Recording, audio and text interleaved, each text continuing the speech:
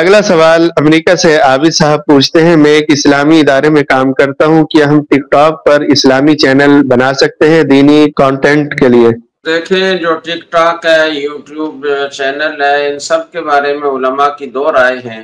بعض علماء کرام تو وہ ہیں جو کہتے ہیں کہ یہ ایسے ذرائع ہیں کہ جن کو دین کے تبلیغ کے لیے استعمال کرنا جائز نہیں ہے، اور اس کی وجہ وہ ایک تو یہ بیان کرتے ہیں کہ اس میں ظاہر ہے کہ آپ جب ویڈیو بنائیں گے تو جاندار کی تصویر بنے گی، اور یہ تصویر اسی طرح حرام ہے جیسے پرنٹ تصویر حرام ہے۔ دوسری وجہ وہ یہ بیان فرماتے ہیں کہ ان ذرائع کے ذریعے سے دین بیان کرنا لوگوں کو گویا یہ ذرائع استعمال کرنے کی ترغیب دینا ہے، اور جب ان ذرائع سے لوگ دینی پروگرام بھی دیکھنا شروع کرتے ہیں تو وہ اس کے ضمن میں بہت ساری ناجائز چیزوں میں مبتلا ہو جاتے ہیں۔ پھر وہ صرف آپ کا اسلامی پروگرام نہیں دیکھیں گے بلکہ اور خرافات بھی دیکھیں گے، تو لوگوں کو گویا کہ معصیت میں مبتلا کرنے کا آپ ذریعہ بن رہے ہیں۔ تیسری وجہ وہ یہ بیان کرتے ہیں کہ آپ کے پروگرام کے ساتھ یوٹیوب والے یا ٹک ٹاک والے وہ اشتہارات چلاتے ہیں جس میں جائز ناجائز ہر قسم کے اشتہارات ہوتے ہیں، عریانی فحاشی پر مشتمل اشتہارات ہوتے ہیں، اور ان کو روکنے کا آپ کو اختیار نہیں ہوتا۔ تو آپ کی وجہ سے عریانی فحاشی کی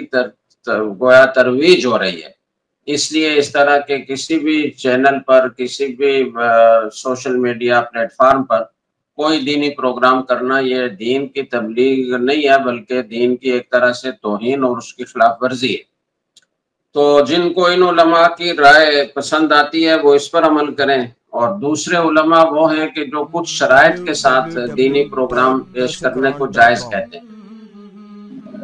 وہ کہتے ہیں کہ یہ ڈیجیٹل تصویر ہے، یہ عام چھپی ہوئی اور پرنٹ تصویر کے حکم میں نہیں ہے، یہ عکس کی طرح ہے، اور باقی آپ جو چیز پیش کر رہے ہیں وہ صحیح ہے۔ تو آپ کوئی آدمی اگر کوئی غلط چیز دیکھنے کی طرف جاتا ہے تو وہ اپنے اختیار سے جاتا ہے، اس میں آپ کا کوئی قصور نہیں ہے، آپ کا کوئی دخل نہیں ہے،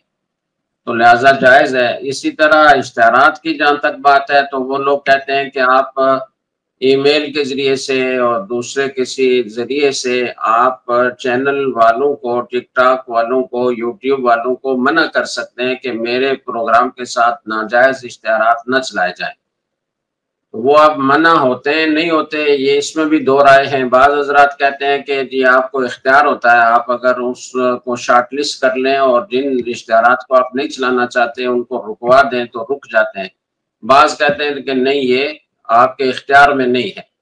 اور اگر آپ کے ملک میں جہاں سے آپ پروگرام کر رہے ہیں وہاں اگر کچھ اس پر عمل درآمد ہوتا بھی ہے تو دوسرے ممالک میں وہ اپنی مرضی سے اشتہارات چلاتے ہیں جن پر آپ کچھ نہیں کر سکتے۔ تو اس لیے ان دوسرے علماء کی بھی دو رائے ہیں، یعنی دوسرا جو فریق ہے علماء کا اس کی بھی دو رائے ہیں، ایک اس کو شرائط کے ساتھ جائز قرار دیتے ہیں اور ایک فریق ہے جو اس کو ناجائز قرار دیتا ہے۔ تو اس لیے مشتبہ چیز ہے، بہرحال کوئی پسندیدہ نہیں ہے۔ جو معروف طریقے ہیں وعظ و نصیحت کے، لوگوں کو دین سمجھانے کے، انہی پر اکتفا کرنا چاہیے۔ درس قرآن.com